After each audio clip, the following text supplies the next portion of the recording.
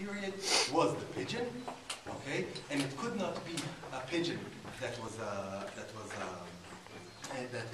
maimed in any way, so he had probably to buy it. And people going to Jerusalem from Gaza or from Mareshad or Bet Lehi would come through here and buy pigeons for the sacrifice in the temple. That is an absolute probability. And the third usage, this we know from ethnoarchaeology, what's called, that's from observation of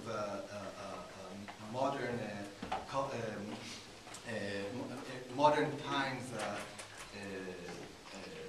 cultures in remote areas, where the droppings from the pigeons themselves are used as fertilizer for fields, and it actually works. So you have three very beneficial aspects of the pigeon, which makes it worthwhile digging out this entire complex.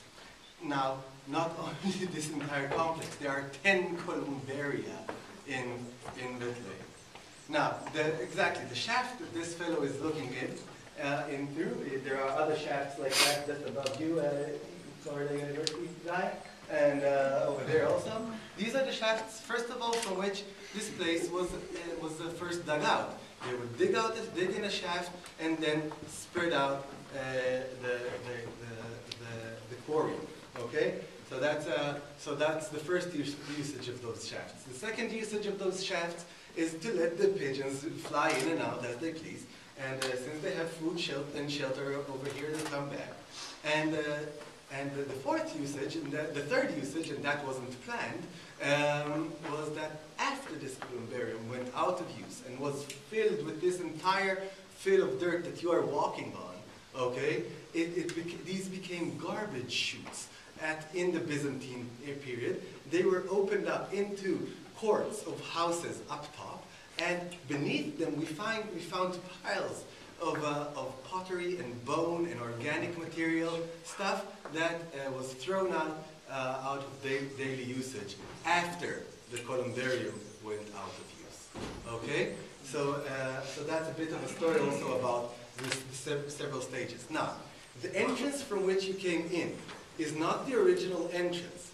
It is a separate room built in a second story above this hall, and its floor collapsed, and you're walking on the collapse of the floor.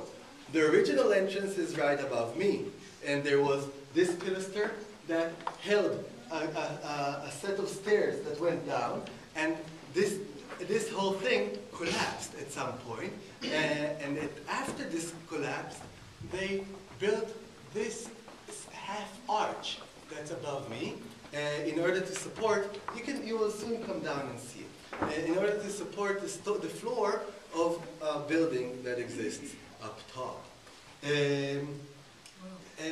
Yeah, any questions? Okay, so I suggest you go down and walk in a circular way around here. Abner, yes. Just really quickly, just in case you didn't make the connection, remember when we were in Shepherd's Field, we talked about when Joseph and Mary were coming after the period of purification of Mary, then to offer an offering for the first male child.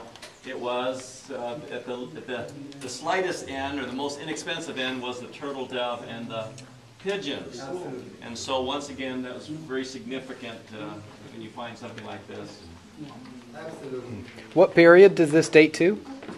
This dates sometime between the 2nd and 1st century BC. But it has a neighbor from the 1st century AD, for instance, exactly from the time of Jesus.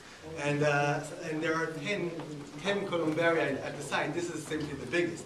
And the 2nd century BC is the time it was cut out, but not necessarily the time when, but it could have continued in use for 200 years easy.